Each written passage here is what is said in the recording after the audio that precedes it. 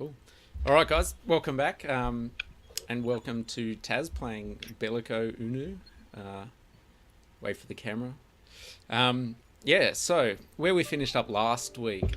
Um, Last week, I think you guys ended up in a room, and there were, I think, two goblins in there that you ended up.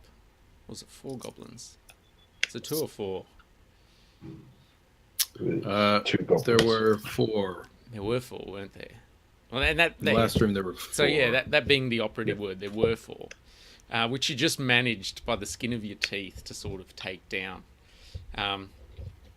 So we begin the session with Drin and Elkfein in the room together. You've sort of scrabbled together some leftover bits of, I guess, goblin armor and some daggers and a couple of slings. I believe there might have been a light crossbow in there, maybe. Outside the room, outside the room, you've been waited on by your captor and the rest of the chain gang. And yeah, what do you do? Well, I'd like to pick up a scimitar. And at least, how many light crossbows are there? Oh, there's one or two, yeah. Is there enough for both Drin and I to have a scimitar each and a light crossbow each? Yes. So, Elkfein will scan the room and look for any available weapons that he can pick up for him and his brother. Yeah, fine. Drin, what are you doing? I'm assisting Elkfein, looking around the room, and I see crossbow, and my eyes gleam, like crossbow, and I'm like, let's go, let's get it, and pick it up. Cool. So you guys are sort of tattered up in this tiny sort of armor now. You've got these like makeshift sort of scimitars and weapons, and this tiny goblin armor sort of sits like really high up on you, and you both look kind of ridiculous. But nevertheless, what's the plan of action? What are you considering doing?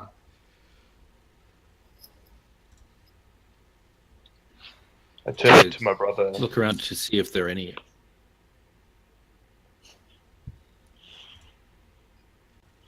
Look around to see if there are any. Oh. I was going to look around to see if there are any other exits to the room. Okay.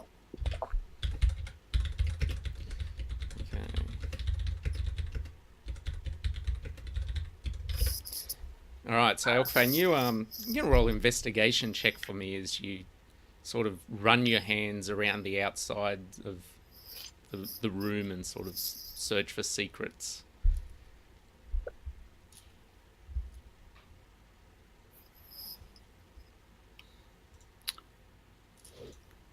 It's really choppy on my end. Yeah.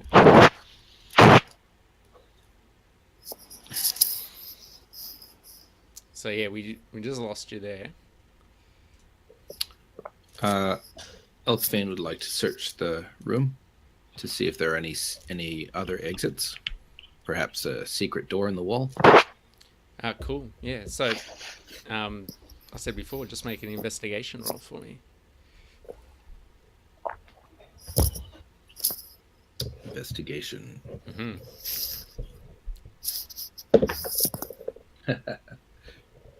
2. Excellent. You sort of stumble around the room and end up like crunching all over the debris that's sort of scattered around, and it just starts causing like a giant commotion. I think you step on one thing and a nearby bookshelf sort of collapses. It sort of sprays dust and shit all through the room.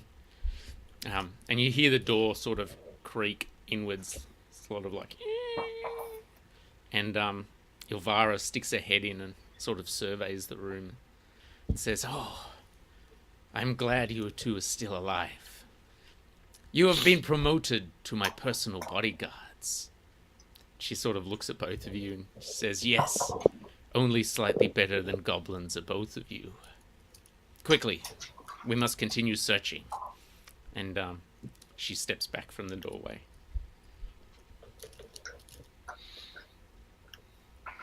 Okay. I step out into the hall. Excellent.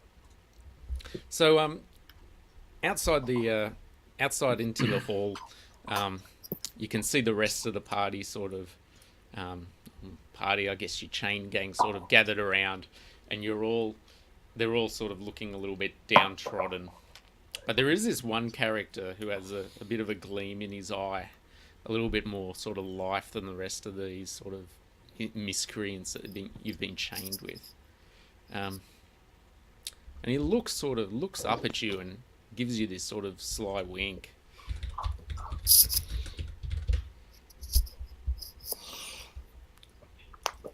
That took you long enough.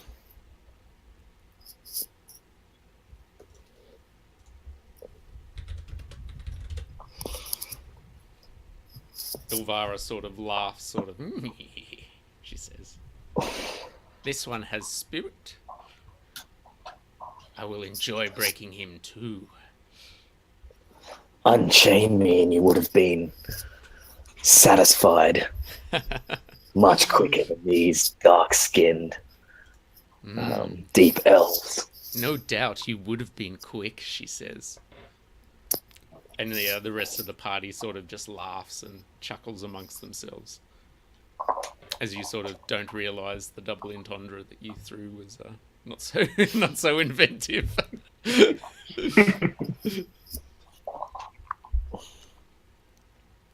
Okay, so Elvira leads the party forward with Elkfein and Drin sort of at the front. You turn backwards because there was sort of nothing left here in this area, and head down one of these tunnels towards, I think, this area where you had this sort of breeze coming through. You turn a left corner. Your way is sort of really only illuminated by a small sort of magical light that Elvira is holding up in her hand. And looking down this dark corridor, you sort of smell this almost kind of a perception roll off everyone.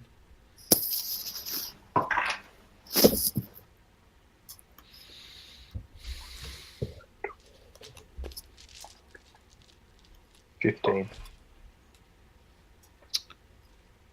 19. 18. Right. Yeah, you sort of come across this smell of burnt wood.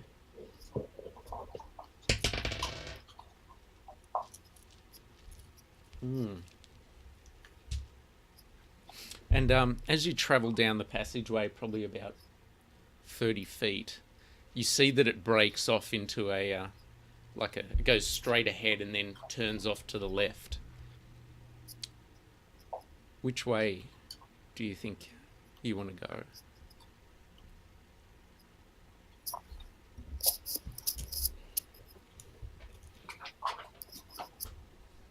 Where's the smell of the burning wood coming from? Ah. Is it coming from the... Yeah, roll an investigation check for me.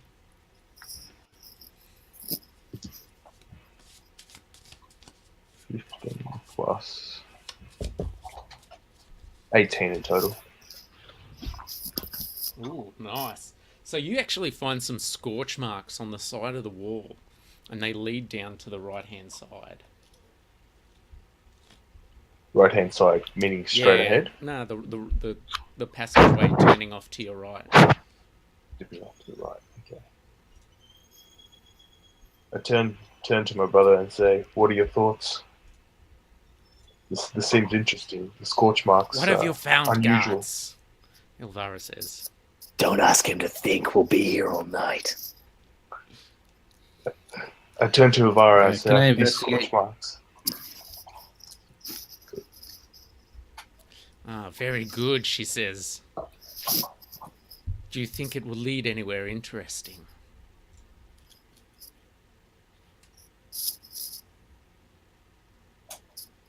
Possibly. It doesn't matter what you think. She sort of laughs to herself. Forward! Mush! Mush! And she sort of strikes forward with her octopus tentacle staff and smacks a few of the stragglers at the back, in the back of their head, and they sort of fall forward. You travel down the corridor for probably another 20 or 30 feet, and you're sort of presented with this. The corridor sort of ends in rubble right at the end. But before that, to your left, you can distinctly see two sorts of sets of doors. One probably, they're each about maybe 15 feet away from each other, sort of indented into this the carved brick sort of passageway. What do you do?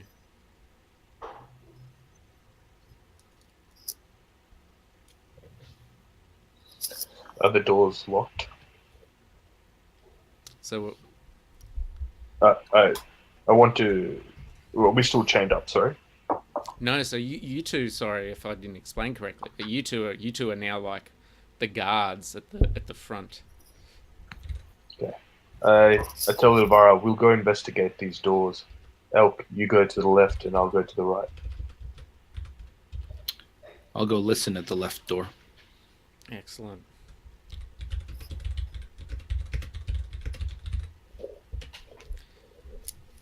So, roll a perception roll for me, please, Elkfein, as you listen to the door. 8. Very good. You hear a slight shuffle come from inside the room. Is there a keyhole or anything like that? No, it's just a turn knob handle. Is there a crack underneath the door? No. Perhaps, mistress, you could. Sorry. I turn to Drin and I say, "There's What? something inside this room." She says, "Well, check it out then. That's what I'm paying you for, isn't it?" And sort of chuckles to herself. Perhaps we can use the noisy one to open the door first. Oh. She turns and looks at this sort of scrabbly male that's been talking a little bit too much for her liking. She says, Indeed, in fact, I want you to only save him if he really needs it." And with that, she clicks her fingers, and Beleco, your chains sort of fall off your feet. You're essentially loinclothed with maybe a pickaxe by your side. Nice. So now Sorry, as soon as the chains kind of come off my hands, can I pull my kind of summon these kind of dark or invisible kind of energies? We go through quite kind of a fanfare, and then say,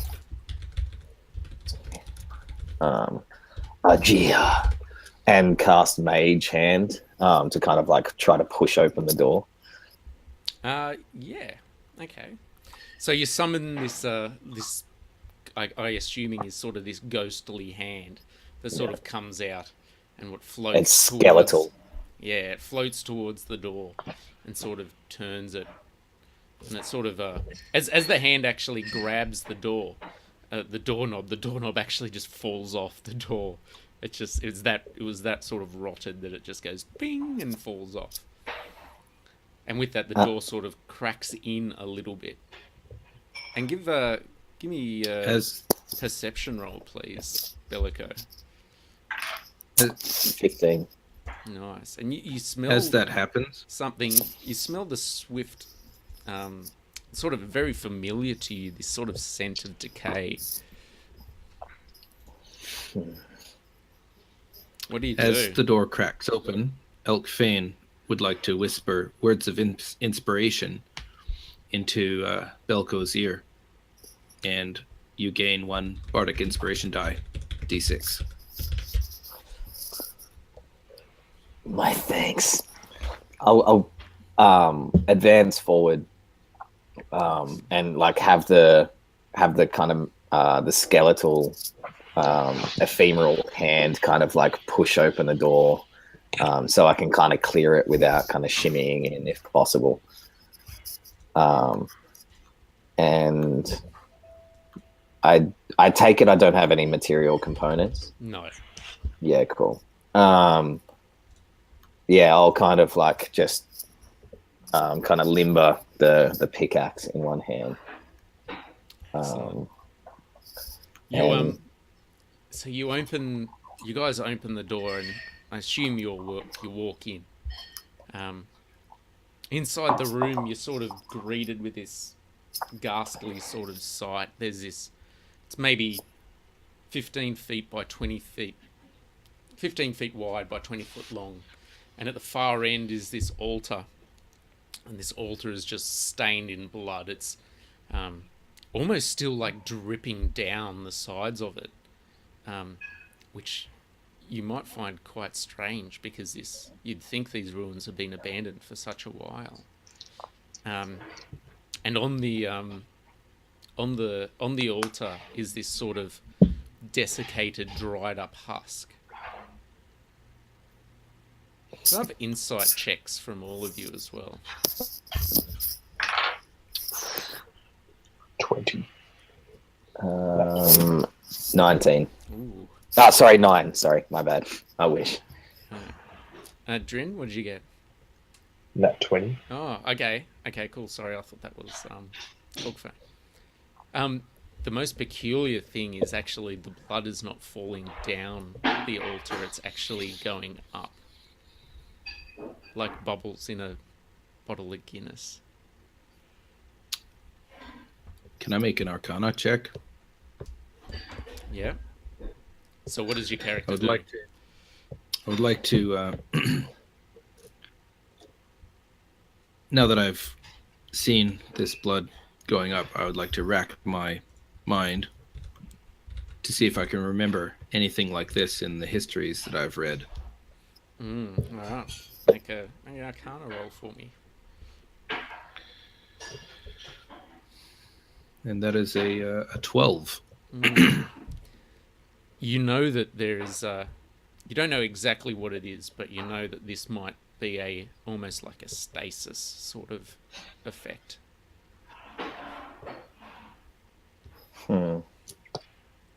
So there's really, between you and the altar, there's about 15 feet, 10 feet from where you guys are standing.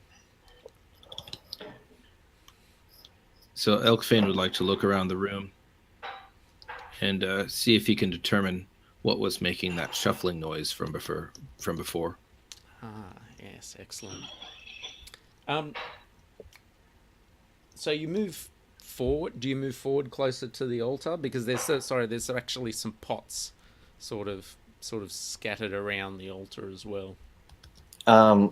Could I kind of just like put my head down and start a kind of slow rhythmic chant. It may take me some time, so I appreciate if events move forward from here. But yeah, he'd descend into this slow rhythmic chant and spend a minute kind of contemplating the surroundings and utilize the eyes of the grave power virtue of his kind of servitude of Kellenbor, which allows him to determine the presence and nature of any undead or unrisen characters, or within like his sphere of kind of interaction, I suppose. Excellent. So just kind of like sitting there and just kind of like so going Beleco, into a holy chant. so Beleco sort of puts his head down and starts, practicing his mantras towards searching for the undead. Sorry. And what does it sound like for everyone everyone watching at home that's watching this live stream? Or Yeah, no, I appreciate that. It's somewhat inaudible, but it's like No. That's good. That's creepy as fuck. I love it. Excellent. So while this is going on, Elkfein and Drin, what are your characters doing? I'll advance into the room. Elkfein will advance one step into the room and continue, because I heard something. You did, yeah. And Elkfein is suspicious, really suspicious that there's something in here, and I would like to caution my brother to take care. Okay. So Elkfein turns to Drin and says something along the lines of, beware, there's black magics in this room. Be about right? That's about right. Yes, beware, Drin. Okay. Drin, beware. There's something foul in this room. I asked my brother, do you recall learning anything about this sort of dark magic? We can feel it, but we don't know what it is yet. I want to recall in my memories whether or not I've encountered something like this before. Yeah. Can I roll an Arcana check? You can roll an Arcana check, yeah.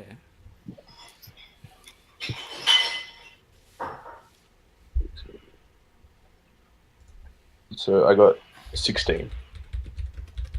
Okay, and I think Elkfein, you got a 12, didn't you? Yes. Yeah. So Drin actually does a little bit better.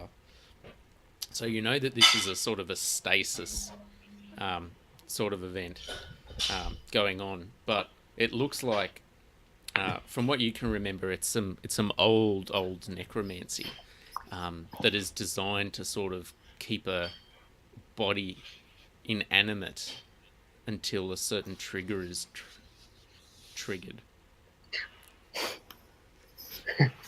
I turn to my brother. I say, "This dark magic, we got to be wary of it. Proceed with immediate caution." I too turn around and I look around the room to see if there's any other means of escaping the room if required. If there are any other doors or any chips on the walls or holes. If you're so you have a look around the left-hand side of the room, and you get closer to the altar at the far end, and suddenly this rat scurries out from behind a pot and sort of through the middle of the room, and then runs out the door behind you.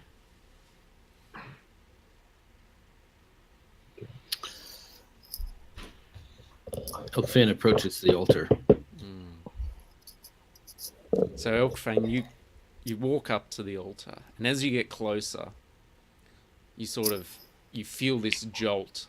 When you're about within 5 feet, you feel this jolt sort of go through your body. And suddenly all of the blood that was cascading upwards escapes into this body.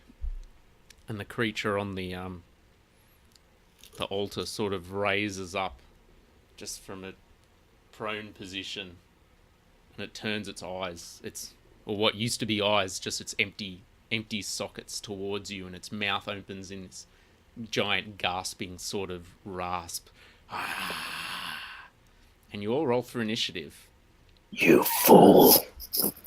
And suddenly, Beleco, your detect undead radar goes off like an absolute charm. Alright, so let's have some initiative scores. 17. 15. Alright, 17 for Elkfein, 15 for Beleco. Drin. I got 19. Oh, hot diggity. Look, you're actually rolling well tonight. Yeah, I know. And. Ooh.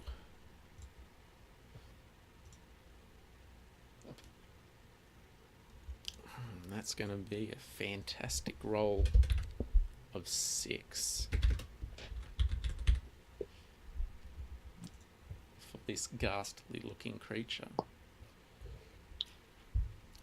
Alright, first off the bat, Beleco. What do you do? I would-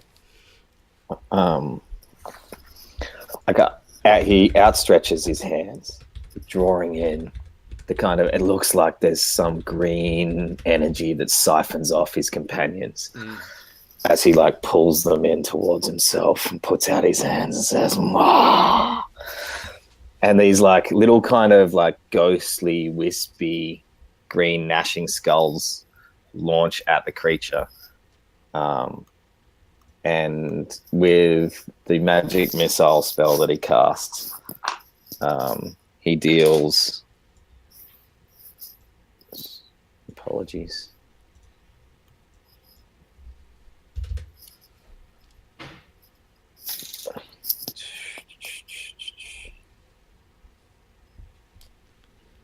Continue with the action. That's the rest of his movement. I'll let you know on the numbers in just a sec. Excellent. So, describing the room, you've got this creature, this like undead husk, this ghast, sort of sitting up on this blood sort of soaked altar. Right in front of him is Elkfein.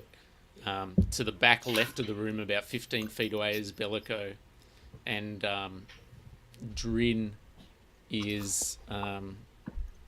Oh, hang on, Beleco. Who got 19? That was Drin, wasn't it? Yeah, sorry, I didn't. Doesn't matter. I thought you were three. You go at the same time anyway. Yeah. It was 9 points of force damage. Excellent. Cool. Yeah. So all right. So that should have been. We'll go Drin next because it should have been your turn anyway. Is my brother within 5 feet? Yes. Okay. I look at this this beast and I pull out my crossbow, my light crossbow, and I aim and shoot an arrow. Excellent.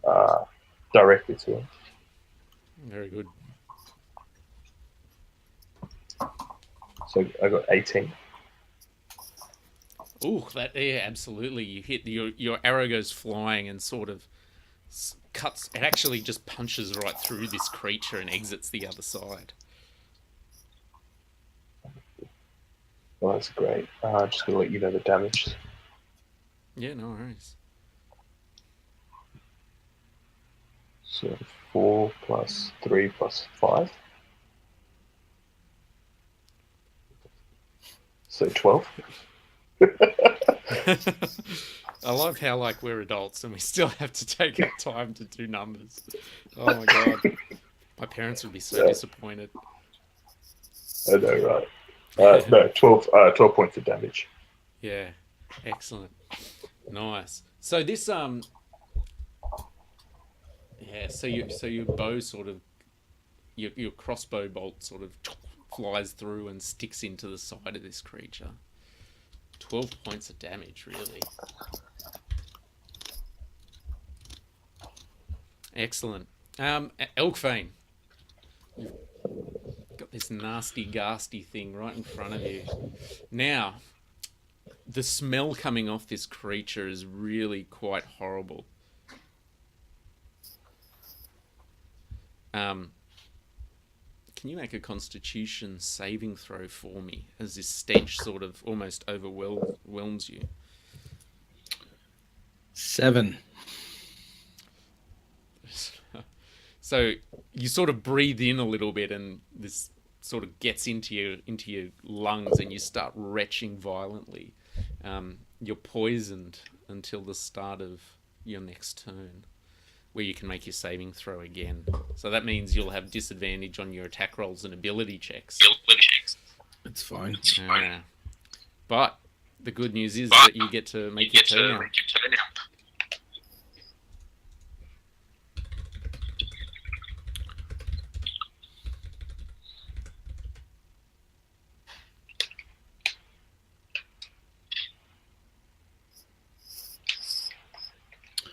All right. I'll cast Vicious Mockery. Okay. So what does your character do? I viciously mock the ghast. And so it needs to make a wisdom saving throw. So Elkfein, you look up at this creature and say something to the effect of, Well, I can tell you what I say. yeah, no, actually. exactly. I know you can. Hang on a minute, not that one.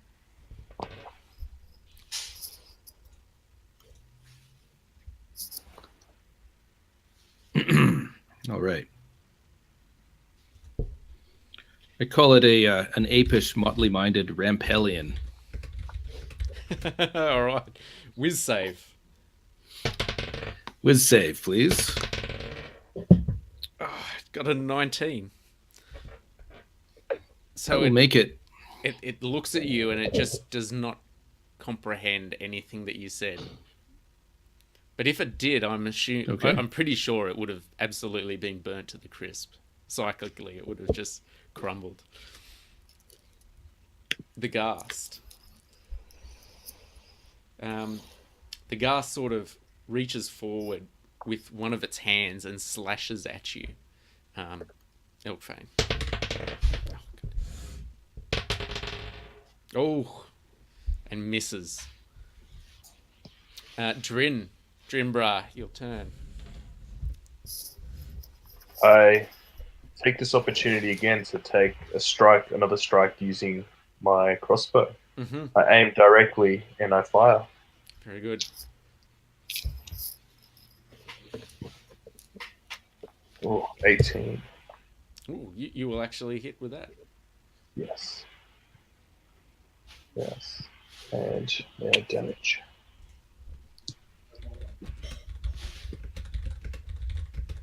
So that would be. So it should be something like a D8 for a light crossbow plus. Yeah. 2 plus 3 plus 5. No. So only one of those numbers. So just your dexterity bonus. Which okay. For you, so your light crossbow would be a D8 plus 3. Okay. Yes.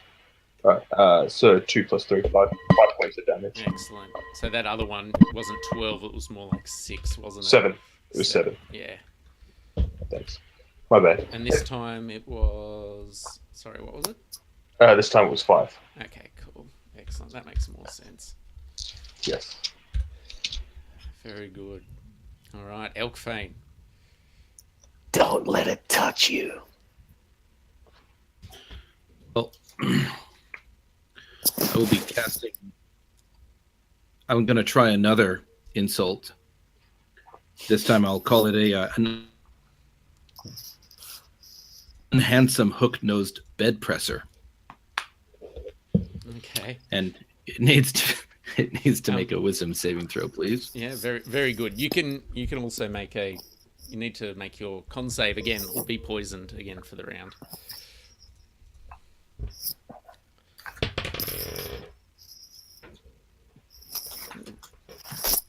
So how did you go first?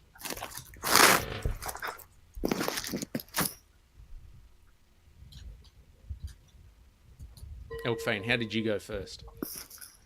Did you make your con save? Oh yes, con save is 19 plus 120. Excellent. So you're now also you sort of cough up the last of the gunk in your lungs, but now you seem to be immune to it for the rest of the next 24 hours, according to the books. But this creature finally sort of like you see this glimmer of recognition in its eyes, and it starts to shake violently. How much damage does it take? It does. It takes 2 points of psychic damage, and it has disadvantage to hit me next time. Excellent. All right, perfect. Beleco, your turn. Unless Elkfein wants to do anything else. Nope. I'll just sit here. Very good. Kalimvor smite you down. And he does. He draws more leeches, more kind of vitality from his comrades. This is magic, Ethan. And it like bursts out from him again in that kind of like weird rickus kind of ghostly face as it smashes into the creature for 8 points of damage, force damage. Excellent. Nice. So that was another magic missile.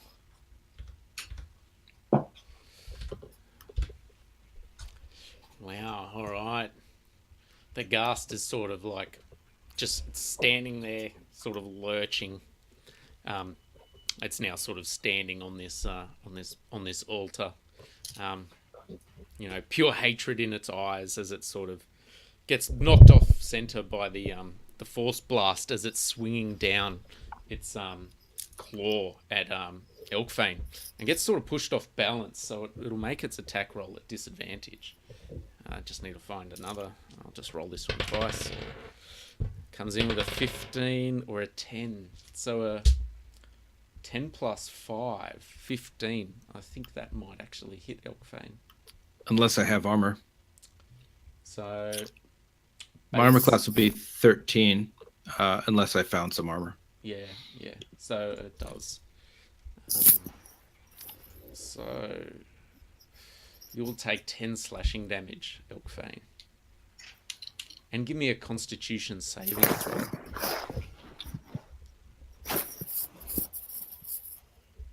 Ten slashing damage. Constitution 14. Excellent.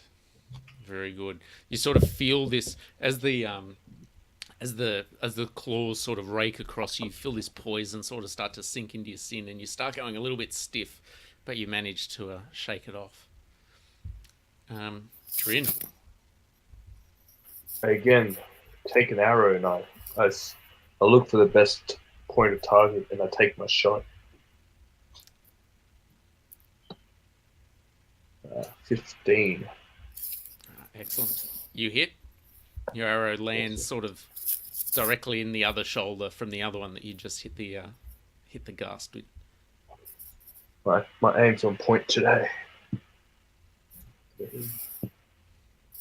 3 plus 8 plus 3. Ooh, nice. 14 points. Yes. Excellent. And with that, your bolt sort of flies true and just skewers this creature right through the middle of the head, and sort of pins it up against the wall behind it as its body sort of shakes and rasps for the last time in and it sort of sits there and twitches for the next few minutes. Okay. So, Who is responsible for this abomination? Says Beleco as he kind of stalks up towards the altar. You travel, you move forward, Beleco, towards this altar, and you find a few scrolls actually that had been hidden inside the pots to the left and the right.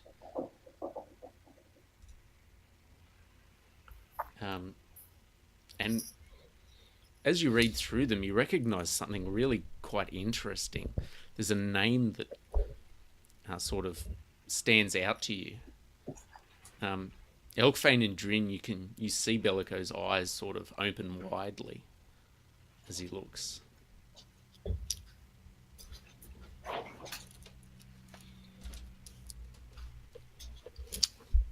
What do you do? Beleco, what do you see?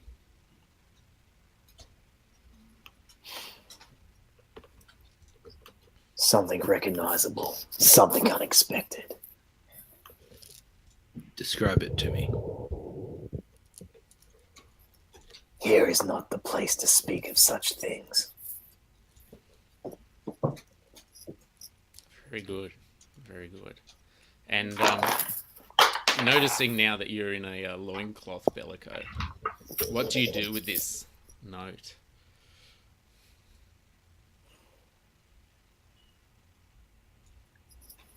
Grip it in my left hand. So you sort of scrunch it up into a tiny ball. Like just kind of like roll it up and maybe slot the kind of pickaxe along it. Oh, okay then. Interesting. Very good. Very good. Elkfein would like to look around the room for a bit of fleece or some sort of fabric I could use as a material component. Oh, make a investigation roll for me. Investigation. 15. 16, sorry. Yeah, you managed to find a like a small piece of from the I guess the one of the pieces of tattered garments that the ghast was wearing. You can sort of ferry a little bit of that off.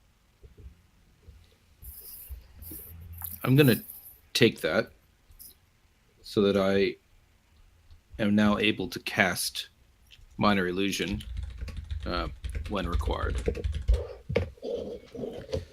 Excellent. All right. So,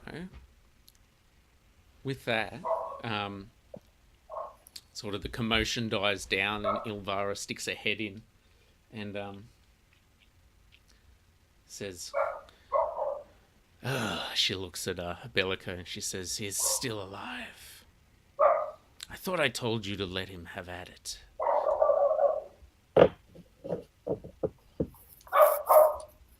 Three I would guards. have gladly dispatched this abomination by myself. Your guards are overzealous, as is your way. She says, "Interesting. Anyway, we must not dally here. I'm in need of finding this tomb if I'm to escape this paltry prison." And with that, she steps back out of the room and says, "Guards, continue." And she looks back at you, Beleco, and she says, throws you a dagger and says, "We may need more help."